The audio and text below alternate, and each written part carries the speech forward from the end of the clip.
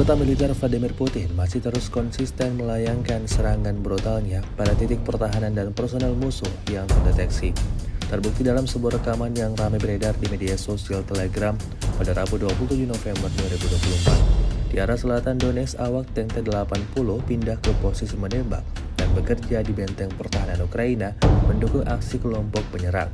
Ladang Ranjau tidak menjadi kendala bagi tank Rusia. Tampak dalam rekaman militer Rusia dengan keberanian penuh terus meluncurkan serangannya pada titik-titik yang ditargetkan.